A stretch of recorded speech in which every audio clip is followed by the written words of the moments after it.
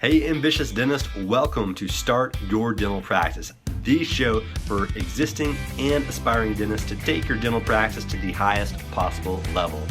I'm your host, Jonathan Van Horn, CPA and ABV, founder of DentistMetrics.com.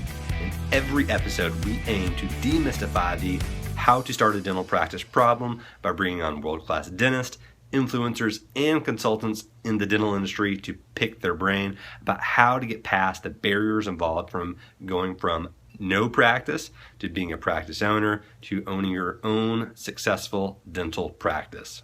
A marketing plan is crucial to the growth and profitability of a practice, but not all marketing plans are created equal.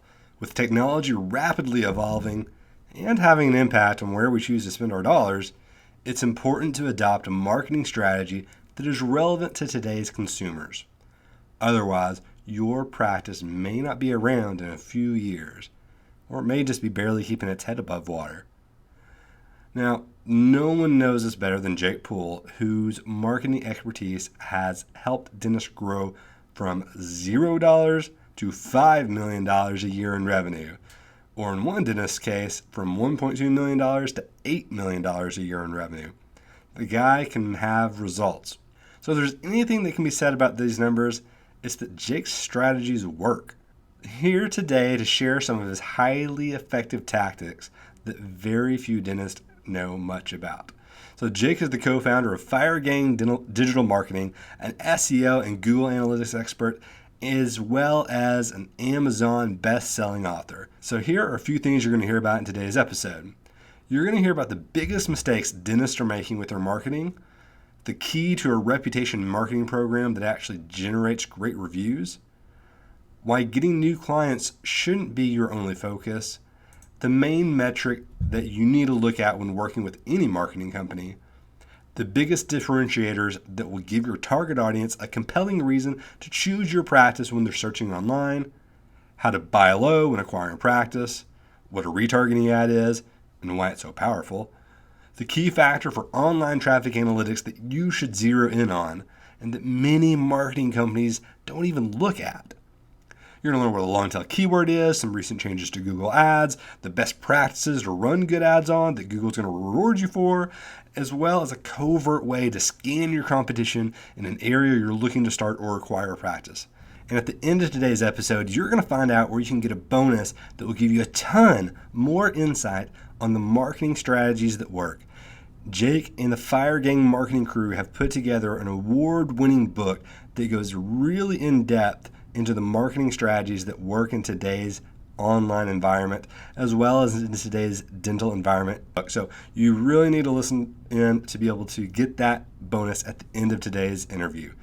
And so now, here's my interview with Jake Puhl. Hello, ambitious dentist. Today, I have with us Jake Puhl with Fire Gang Dental Marketing.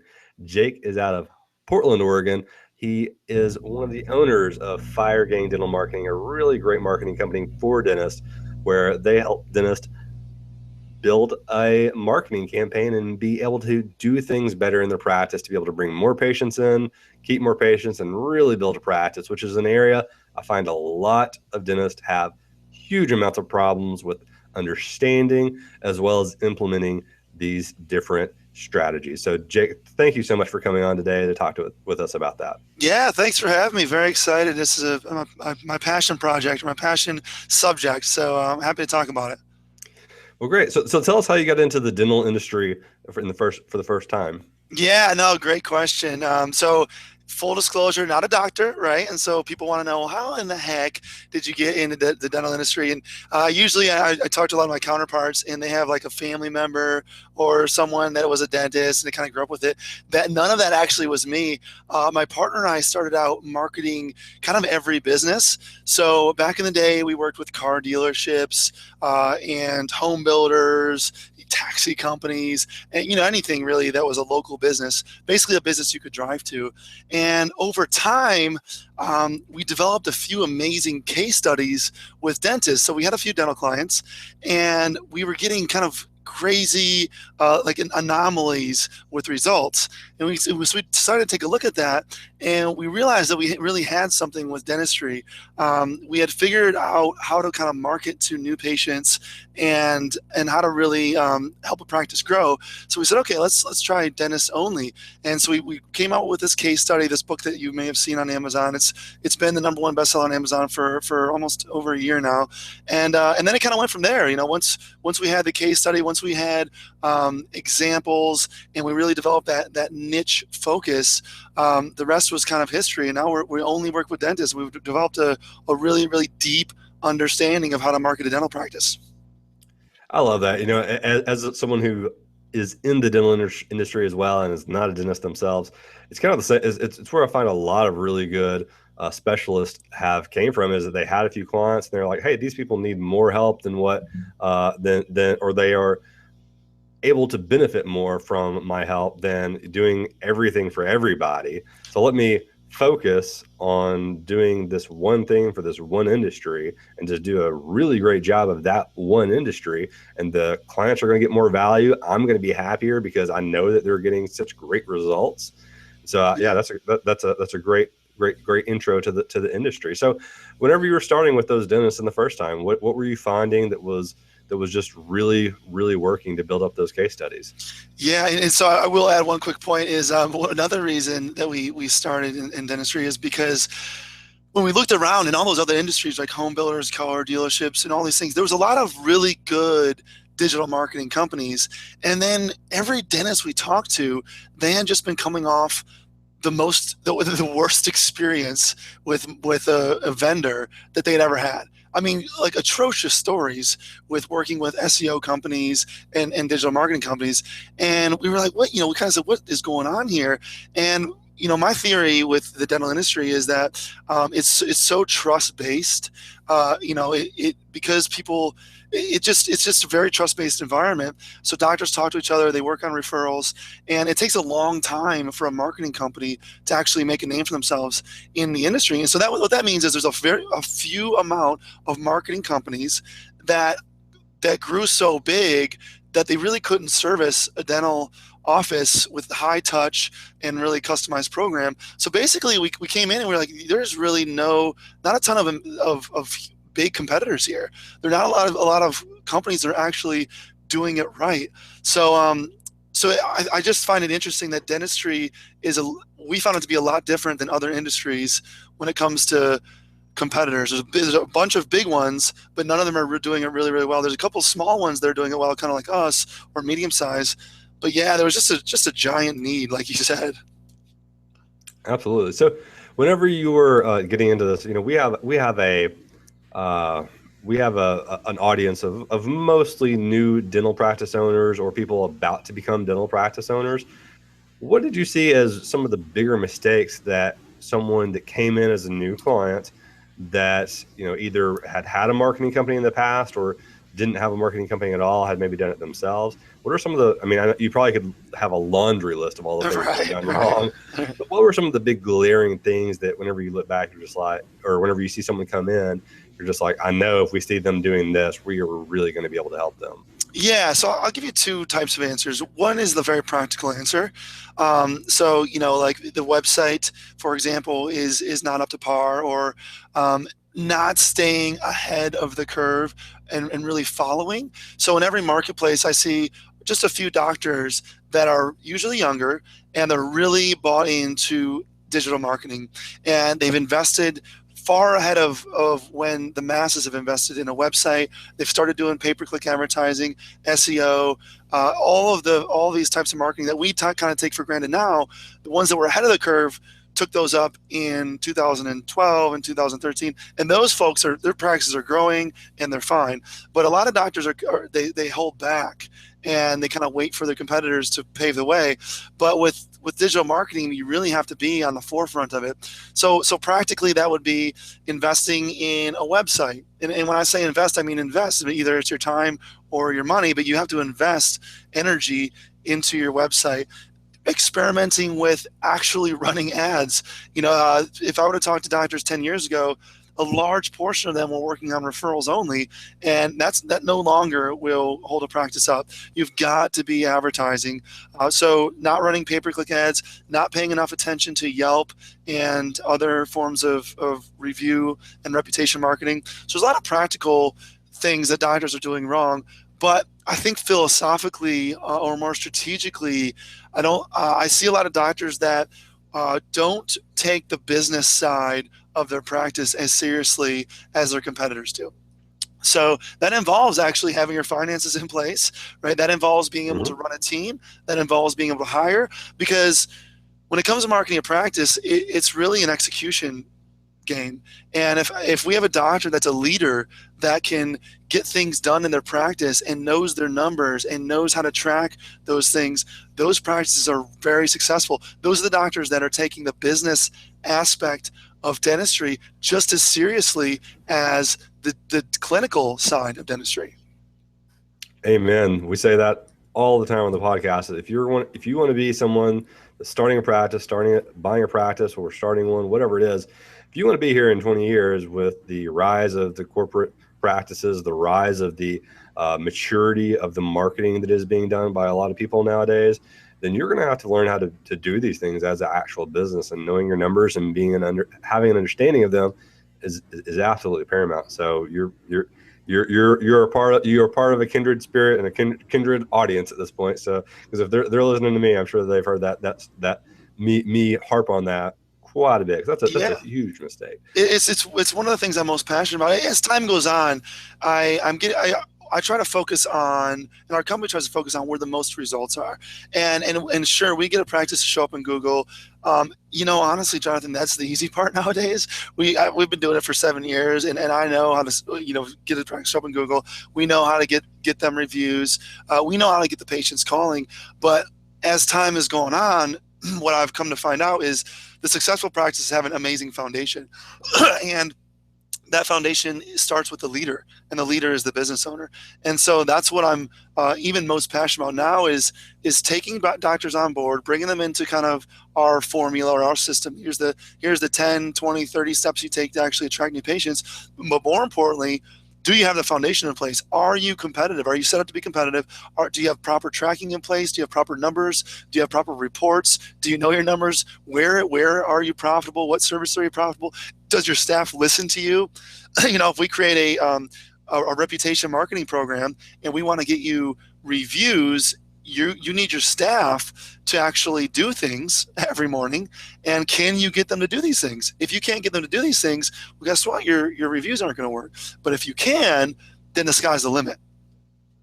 Absolutely. There's, whenever I have clients that have came on as clients for me in our coaching program, because we have an accounting, we're a digital accounting firm. We also have a coaching program for dentists.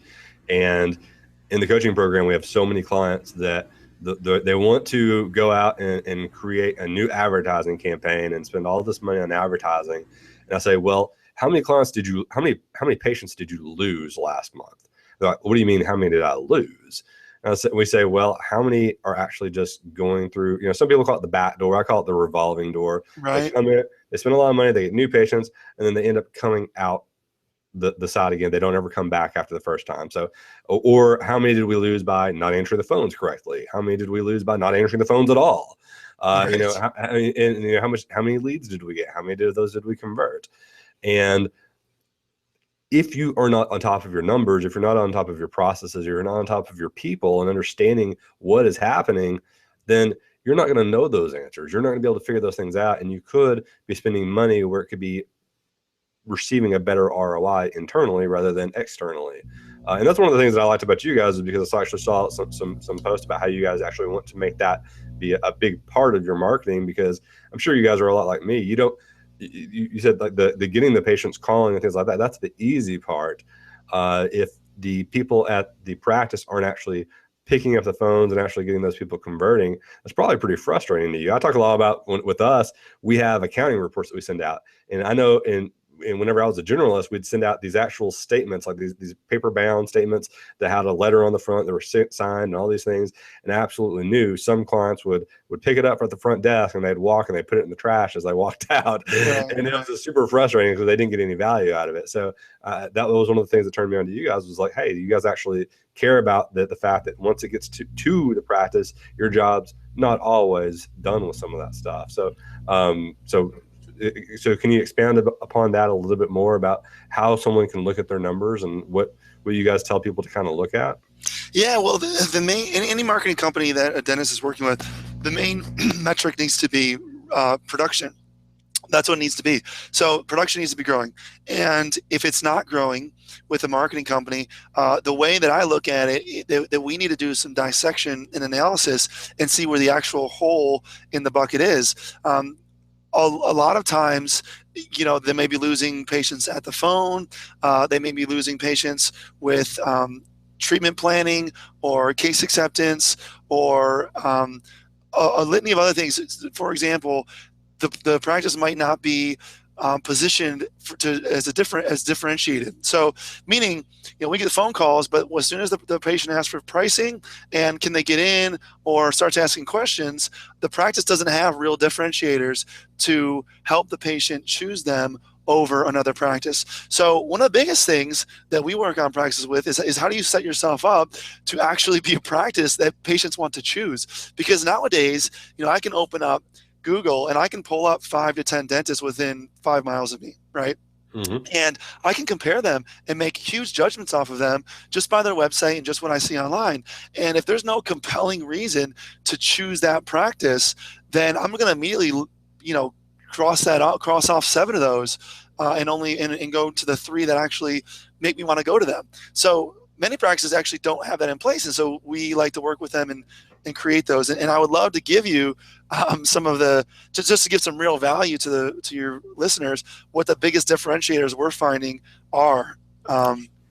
Absolutely. What are those? So I find this fascinating because we run ads, right? We run pay-per-click ads. These are ads that are the top of Google and used to be to the side of Google.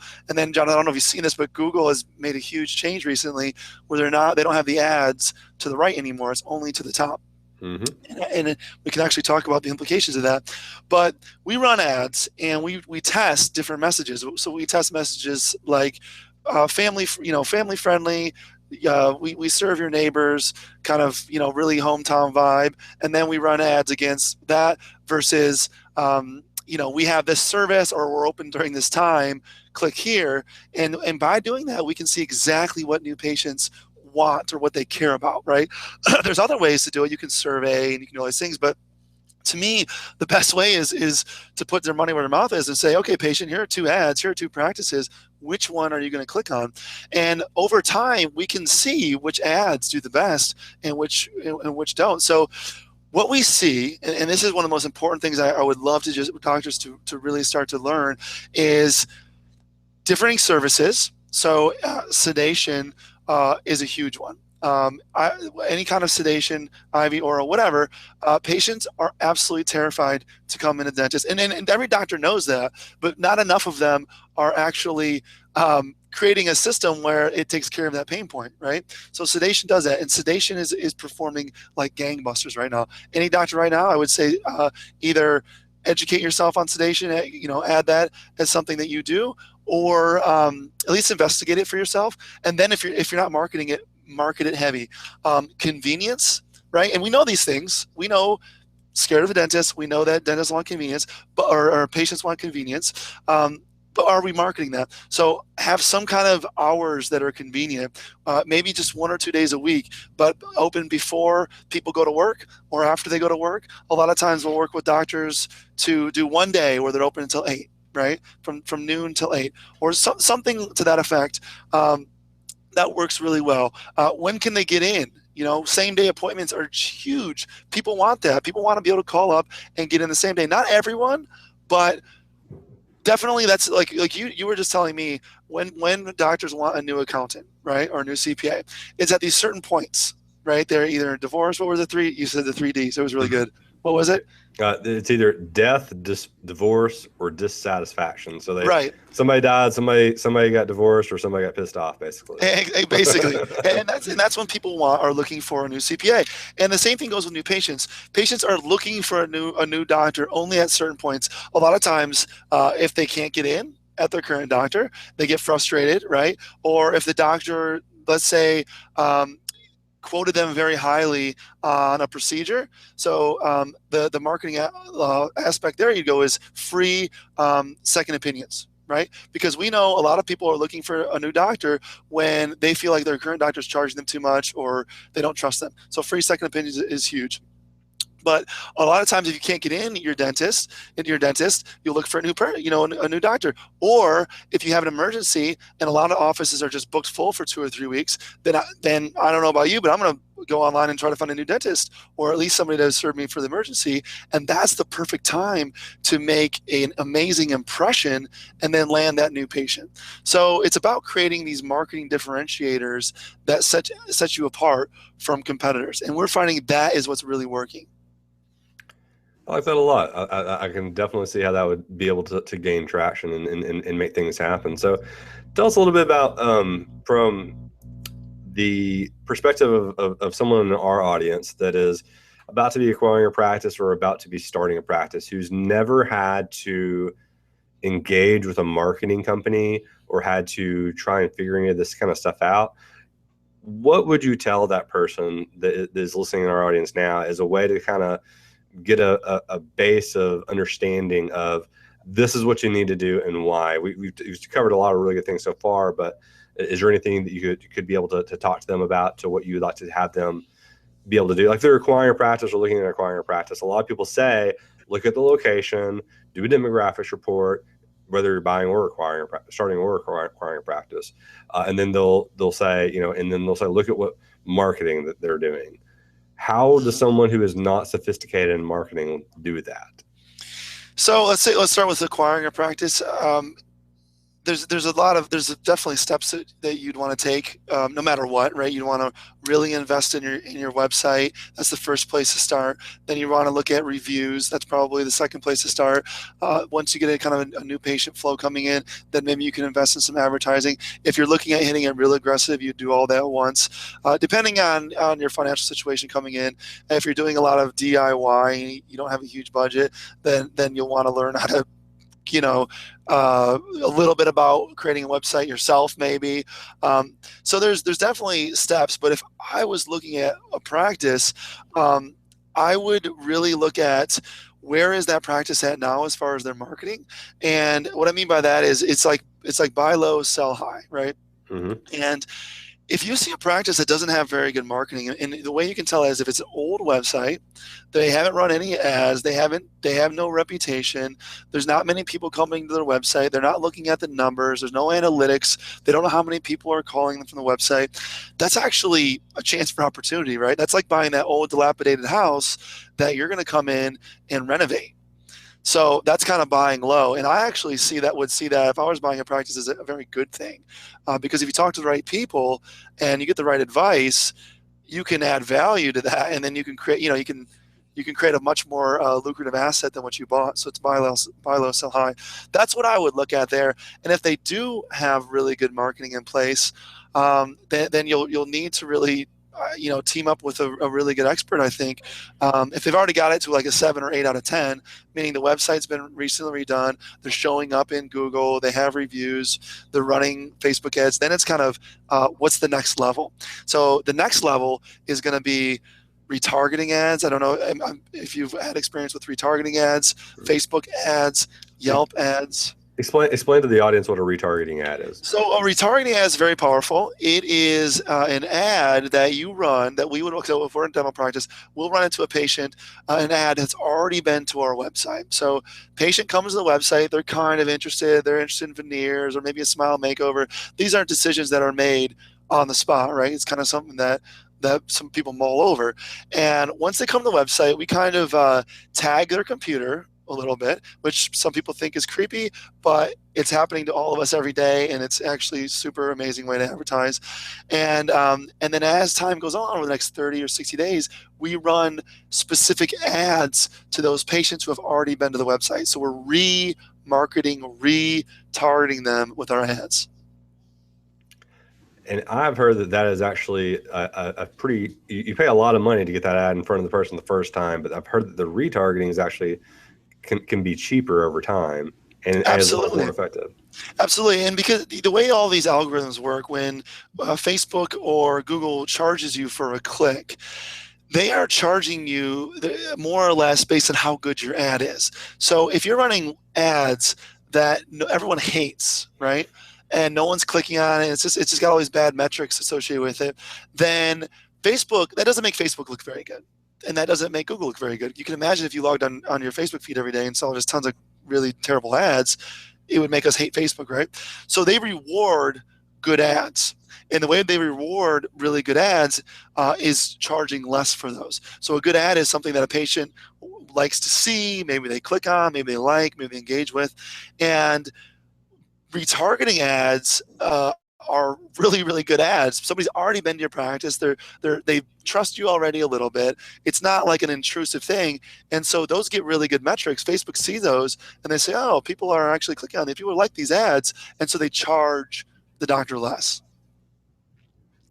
I love it. Yeah, that's a component that I just don't see a whole lot of in a lot of people's marketing campaigns, and it's so powerful because, like you said, it's a big decision to go and have a let's say you're doing Invisalign. You're looking at a doctor that does Invisalign, and you're going in and you're thinking about spending $6,000 with this guy. So you're probably reading stuff on his website about if he's certified to do it, how many cases he's done, see if there's any type of content that he's put out that is involved with that Invisalign.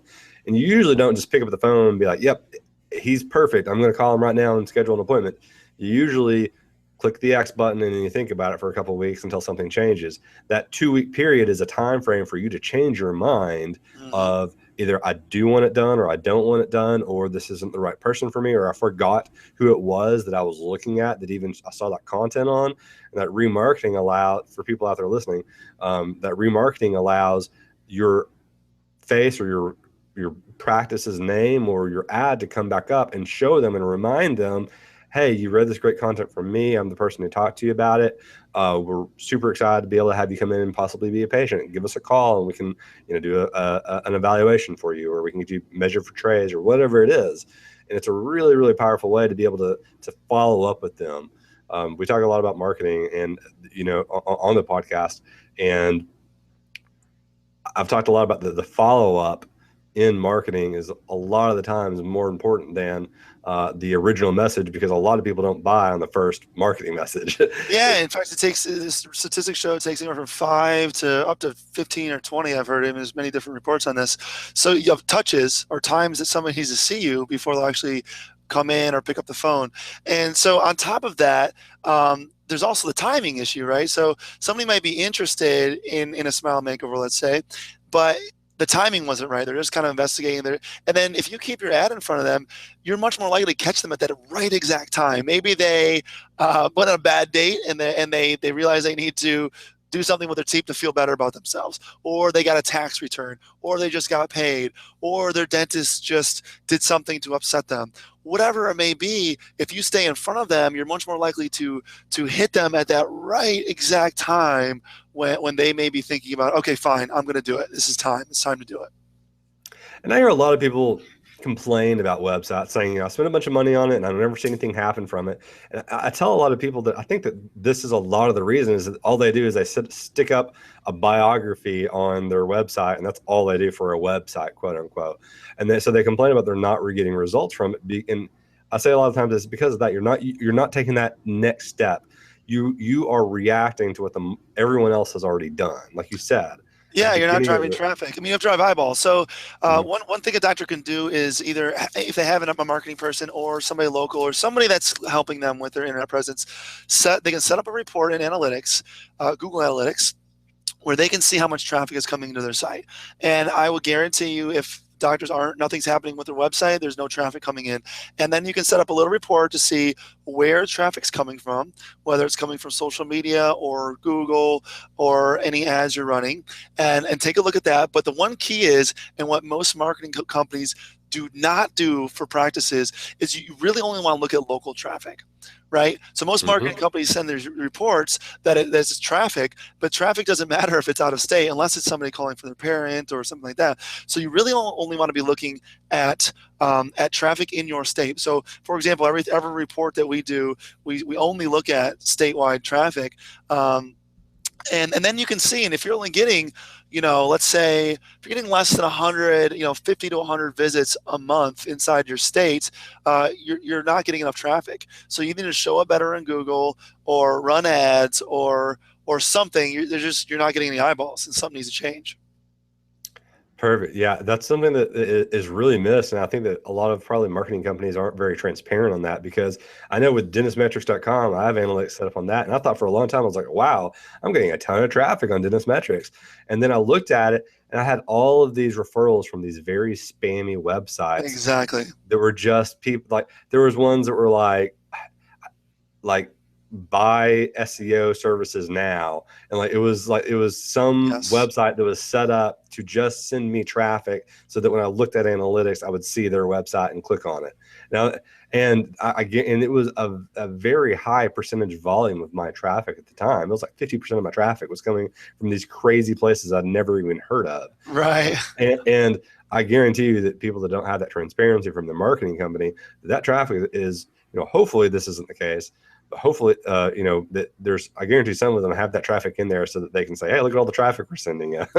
Exactly. So I would say every doctor listening, start looking at traffic by source, it's called, in your state or even your city, but really state is fine, because people are traveling. People may call from an hour away or so, or they're traveling or for work or whatever. Look at your mobile traffic. Make sure you're getting mobile traffic. And yeah, make that one of your main metrics. And really over time, you want to see that grow. Really, I mean, the main metric is called Google Organic. So you want to look at Google Organic in your state. And that's really one of the huge numbers you want to look at. I mean, of course, patient calls is really the number, right? Production's the top number, then patient calls, and then these are kind of supporting metrics. These are called leading indicators. So a lagging indicator, it means that's a metric that happens after the fact. So patient calls is after the fact. The leading indicator would be how much traffic are you getting, how many reviews do you have, all these things that if you do right, will lead to phone calls. So yeah, you really want to be looking at all of those metrics kind of together. I love it. That's really good. That one hint I think is going to help out at least someone out in the audience. So guys, that's a very important thing to remember when you're looking at these things. Okay, well, let's say I could probably quiz you on every different type of avenue of marketing right now, for multiple hours. But then we'd have people that would be glued to their phones, and they wouldn't be able to enjoy dinner with their spouses or with their kids. So maybe we'll have a follow up with that. So let's stay in the line with the web. You have a lot of experience, and your book is actually about helping take a dental practice from $0 in revenue to something like $5 million a year in revenue, right?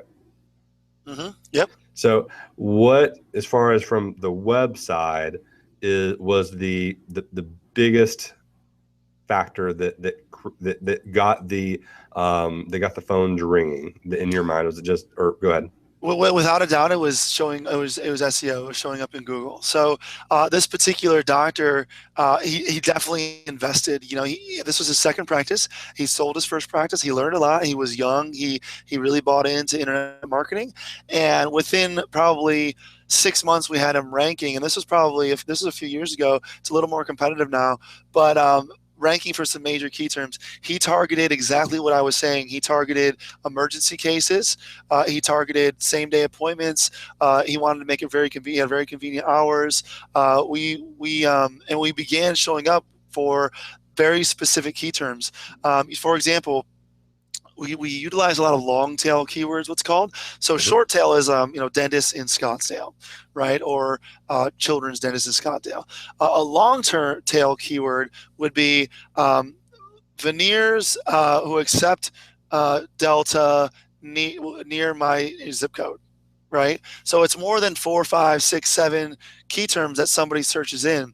And we targeted those, and we still do that a lot now successfully. And the reason that's so effective is because the more words somebody puts in the search box, the closer they are to actually making a decision, right? So if you think of a timeline where somebody just decides like, oh, I might need a new dentist, I'm thinking about it, to picking up the phone, I'm ready to come in tomorrow.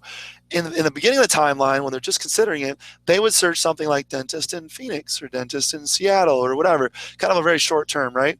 And then as they get closer, they get more specific, like, okay, I know I need a dentist. I actually need a root canal, and I need to come in within 24 hours. So it'd be dentist, root canal, open Saturdays in my zip code. They need to be close to me too, right? And so those longer tail keywords actually are super lucrative places to target and very effective. So that is one of the big keys of how we were able to grow that practice.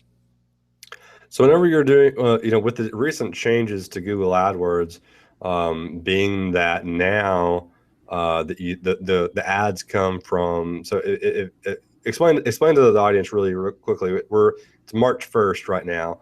Explain what the changes to Google Ads that just recently occurred. So forever, when you searched on Google, you would get ads at the very top and then ads to the right. Right. And over time, it's been very interesting. A lot of people might remember back in the day, 5, 6, 7 years ago, the ads had a particular shading behind them. They were like almost purple, and then they were yellow. And over time, Google has slowly taken away all of that. So you can barely tell what's an ad and what's not an ad. Mm-hmm. And it's very easy to understand why, right? Because they want people to click on those ads. And when we know that their ads were slightly less likely to click on those. So forever, you had the ads to the top and ads to the right. And, and basically they've taken away the ads to the right. No more ads to the right. Over time, this is going to go away. They've slowly rolled it out, but over time, you're not going to see any ads to the right. So that takes away, there was 7 to 10 more ad spots to the right. There was 3 on top, and then traditionally there was 7 to 10 to the right. Now that takes it down, right? There's only a few ad spots. The conjecture is, or the hypothesis is, that those weren't getting clicked on as much, right? And there wasn't a ton of value in those ads to the right. However, there was a lot of value to the ads on the top, right above the search engines. So those are going away. That means that doing pay-per-click right is even more important. It's even more effective. People are reporting, and we're reporting, our pay-per-click results are going up because of this, but it's got to be done right. You've got to have an amazing ad, and it's got to be so good that it shows up in the top there. The other thing to note is it makes a lot more sense on mobile. So when you look at you're on your desktop and you look at a new search results page, so you do a search for dentist in Phoenix, when you look at it now, it's really thin. And you can just imagine if it fits perfectly in a mobile device. So Google has made it very, very clear that they are quote unquote mobile first. So everything they do from here on out, the first thing they think about is mobile. They're structuring everything for mobile, and taking away those ads to the right created a lot more room and a lot cleaner experience on a mobile device. So what implications does that have for long tail keywords, like you said, like veneers that accept Delta and Scottsdale? Whenever now, because if we keep in line with where they're progressing, to me, it's almost going to be, like you said, it's already fairly indistinguishable if something is an ad or not an ad. So is the knowing what keywords are powerful, what long tail keywords are the ones you want to be targeting, is that something that you can use in conjunction with the changes in AdWords? Absolutely. Oh, absolutely. Yeah, I mean, I'm giving some really good clues on which ones are powerful now. But We can keep using that example of Yeah, no, I'm veneers. happy. I'll give any. I'll give all of the examples. I mean, any particular service that people are searching for. Invisalign's very competitive. We actually don't target Invisalign a ton because there's way better key terms that you can target and actually that will lead to an Invisalign patient. But yeah, I mean, any service, any high end service, like I said, sedation, smile makeover. You really want to have a smile gallery, those kind of things. But the implications as far as long tail search goes is those terms are not that competitive anyway, right? Not many doctors. Only your trusted, ambitious crowd now is going to be targeting those. But I mean, there's a lot of doctors that don't know these things, and so not a lot of doctors are targeting veneers and zip codes or veneers or insurance keywords or open after hours, all these other or maybe high end services. Not many doctors are targeting those. So that's, the implications are stay the course, rank for those, continue to try to rank for the high end key terms, and then run ads on those key terms. And if you have an amazing website and then you're a differentiated practice, you will get cases from that strategy. So how does Google decide who gets to be one of those 1 through 3 on the ads if there's only going to be 3 or 4 ads being shown per search result? Yeah, so that's a great question, and a lot of doctors think that it's just whoever bids the highest, and that is absolutely not the case. So what I said earlier about how Facebook and Google are deciding how much to charge you based on how good your ad is, right? They want to reward good ads. Because again, if I go and I search Dentist Phoenix and I click on that top ad and I go to the website and I have a great experience, then that was great, right? I will continue to click on ads, which means Google will continue to make money, and it's a great system, right? So Google has every incentive to make sure those are amazing ads, and one way they do that is they charge less and reward the better ads from the worst ads. So question becomes, how do you create a good ad? Right? How do you create a good ad? And we'll just think intuitively about it. What would be a good ad, right? If you have 3 ads up top there, and one of them gets clicked on a lot more than the other 2, right? So let's say even if you're in the second spot or the third spot, but for some reason people see your ad and they click on it a bunch, that's going to tell Google, wow, this is a really good ad. Let's say they click on it and they go to your website, but then they click the back button. That would be a bad indicator. And then Google would say, this must not be that good of an ad or that good of a dental practice. They'll jack your price up, right? Potentially. Let's say they click on your ad, they go to your website, and they stick around for a while on the website, right? Now, it's my belief, my hypothesis that Google actually looks at those types of things. And so you would need a good website, right? You would need, another example. Let's say I have a veneers ad. Somebody clicks on the ad and they go to the home page, which is nothing about veneers, right? And then they have to kind of figure out where veneers are. Maybe they get tired of it and click the back button. That's really not that good of an indicator.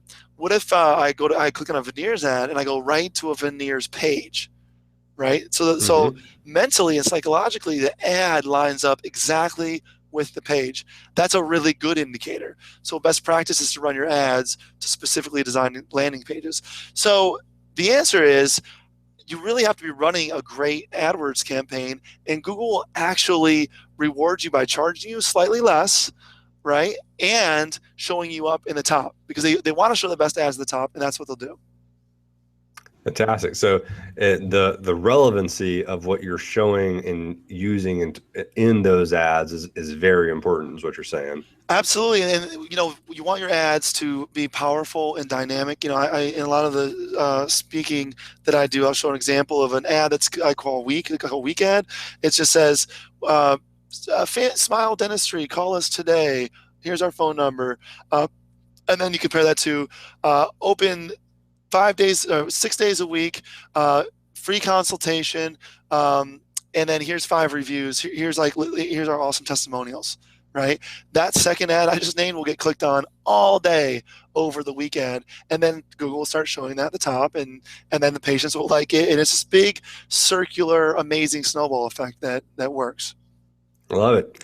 So we're running a little bit out of time. So tell me a little, as far as with the way that this is going, the way this is trending. I completely agree with everything you've said today, that it's only going to get more competitive over time as the market matures, as the industry matures. People will be getting better at business in general, and marketing is a big part of that. Mm-hmm. So we have to, as business owners, be aware of that. That this is for the audience out there, guys. If you aren't acting today, you're going to have to react in 5 years, and you're always going to be behind. You're going to be that. You're going to be the person that now that you're buying the practice from that just says the website doesn't work because you didn't do it correctly. And you've got to be on top of these technologies because these things they change the market, they change the industry. I think it's Bill Gates had a famous quote saying that we always overestimate the amount of change that will occur in 2 years, and we always underestimate the amount of change that will occur over the next 10 years. Because if you look back to 2006, if you had been doing these things in 2006, you'd have a multi-million dollar practice right now, just because you'd be one of the only people doing it. So, Jake, as far as I like to ask a lot of guests this. If you were a dentist, a practicing dentist, I know it's hard for a lot of us non-dentists to think about, that you were going to be, let's say, acquiring a practice and you were going to be starting that practice next month, what would you be doing to prepare for that start for as far as getting the advertising piece, marketing piece of being in business going? I would be really taking a look at my competitive environment. I would be doing a bunch of Google searches in my area and looking at what my competitive doctors, what services they offer, when they're open. You know what, between me and you, or just between just us. I mean, a few hundred people. Yeah, and I would do a couple like secret shopper calls to my competitors, Mm-hmm. see how good their phones are, and see kind of put yourself in the shoes of a new patient who has 3 kids. Let's say it's a mother or father of 3 kids. They just moved to your area and they're looking for a new dentist. What would they be doing? Go to everyone's Facebook pages, and then kind of in the doctor's head think, okay, how can I differentiate against all of these? Right? What am I doing differently? Am I going to have better phones? Am I going to run better and more advertising? Am I going to have a better website? Am I going to offer more services? Right? Am I going to have more reviews? What am I going to do to make it just a slam dunk where patients are going to choose me over, the dozens of other doctors that they have to choose from in that small radius? Perfect answer. I love that answer. I hope that there's a bunch of people out there that are taking diligent notes about that. So tell us really quick before we have to go about the book that you guys wrote. That's an Amazon bestseller in I think a few countries or. Yeah. It's been going really well. If anyone's interested, just go to our website. You can kind of sign up for lots of stuff there. But our mission is to really change the dental industry. I kind of mentioned before how it just hasn't always been the best experience for doctors, and it doesn't have to be like that. It's one of those why have we accepted this reality for so many years? And so my goal is to really change the way dental marketing works. And one of the ways we do that is just educating and really kind of wearing our proverbial heart on our sleeves. In other words, giving away our secrets, because we're in no shortage of doctors to work with. We have lots of doctors that want to work with us. And I love just telling doctors what works and what doesn't work. So I'll tell you exactly what ads work and what don't work. And so our book is a case study where we just go through and say, here's exactly what it was. And a lot of doctors appreciate that because marketers really haven't ever done that. They don't really tell you how to do things. So a doctor can take our book and DIY a lot of the stuff from it. So we did just come out with a new edition as well. So a lot of doctors that purchased the book last year, take a look. There's a brand new edition with it's almost double the new material. But yeah, we're proud of it. We're very proud of it. Fantastic. And guys, if you're out there, guess what? That's going to be what our bonus is for today's episode. So nice. If you want to get a copy of it, just head to you know the drill at this point, guys. You just text the word practice to 33444, and you'll get and we'll be able to send that straight to you. So Jake, thank you again so much. If anybody has any questions, wants to follow up with you, has any type of way, wants to get in contact with you, what's a good way for them to be able to do that? Yeah, my email address is just my name, JACOBPUHL Jacob Puhl, JACOBPUHL at firegang.com, FIREJNG, or you just go to our website, firegang.com.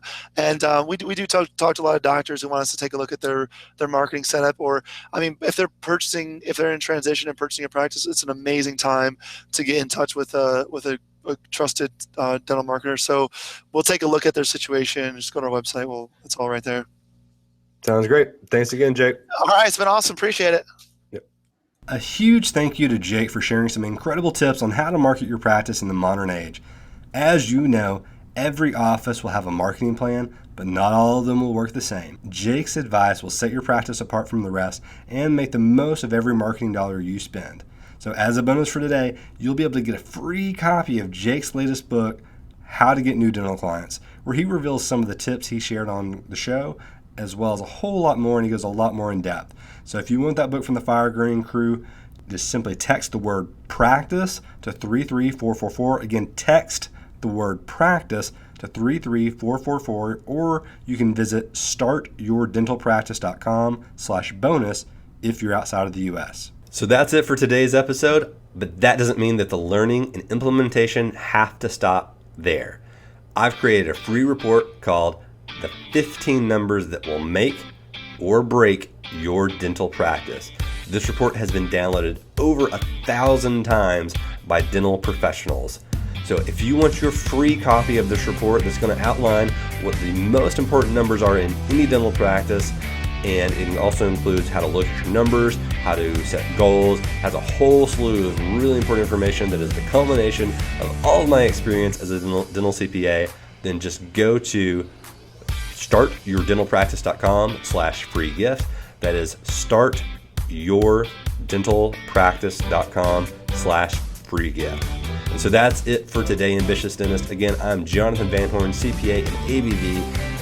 I'll see you next week with another world-class practice owner or consultant that will help you start your very own dental practice. Thank you guys so much for being a part of the Start Your Dental Practice community.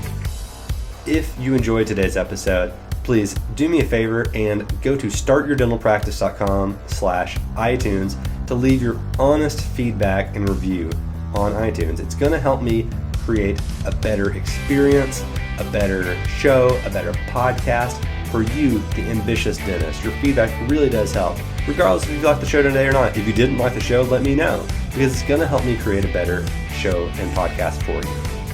Lastly, if you know of anybody that would benefit from today's episode and today's content, today's guest, please feel free to share with them on social media or through email.